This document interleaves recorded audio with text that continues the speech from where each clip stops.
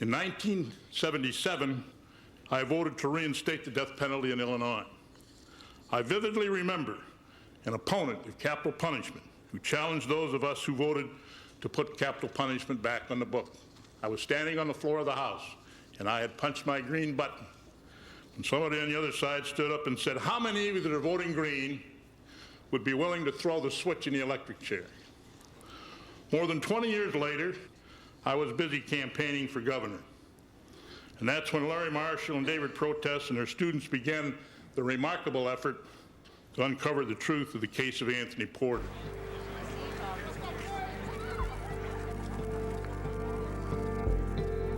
Over the past several years, their appearances outside prison walls have had a disconcerting regularity. Men condemned by Illinois as convicted murderers have been shown to be not guilty and been set free.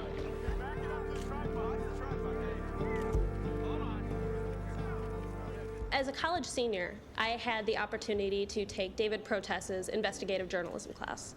And I don't know why I took the class. I took it because it sounded fun. And I ended up working on the case of Anthony Porter.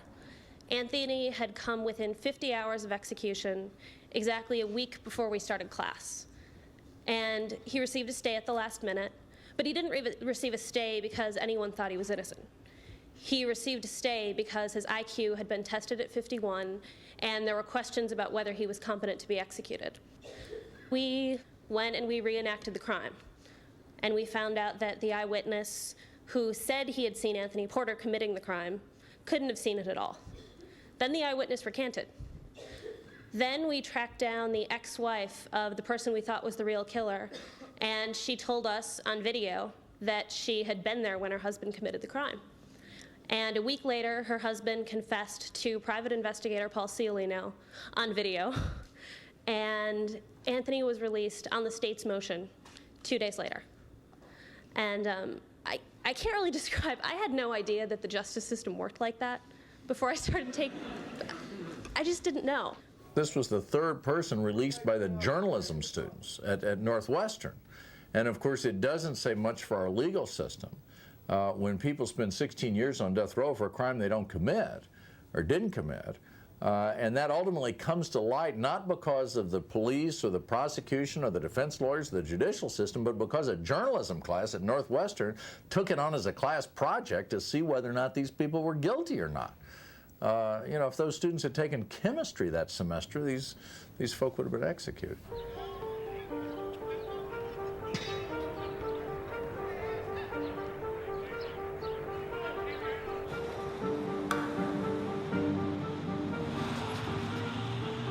When Governor Ryan first took office, we had no reason to believe that he was particularly sensitive or concerned about the issue.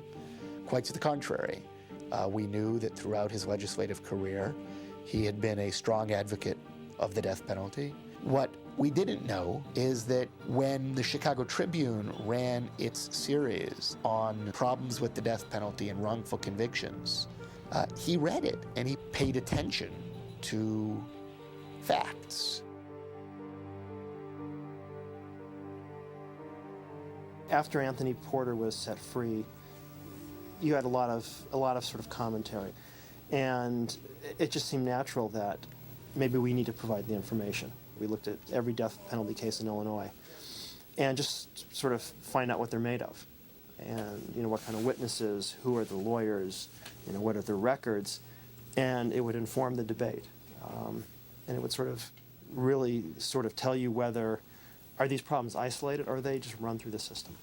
These journalists went into waters that had never been swum in before. They went and studied hundreds of cases. You'd finish a case and you go, holy moly, here's how another did this one. happen?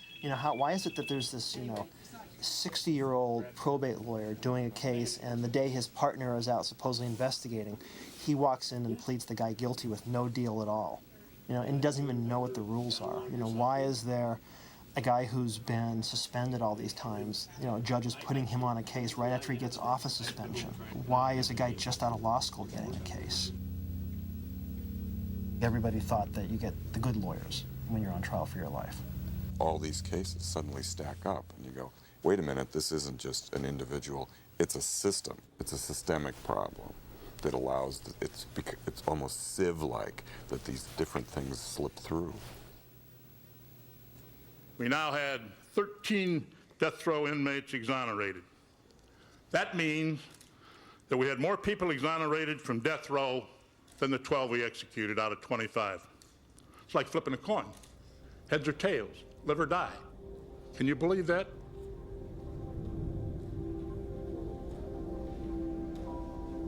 All of the people who had been sentenced to death had been sentenced under a system that was not trustworthy, that was not fair.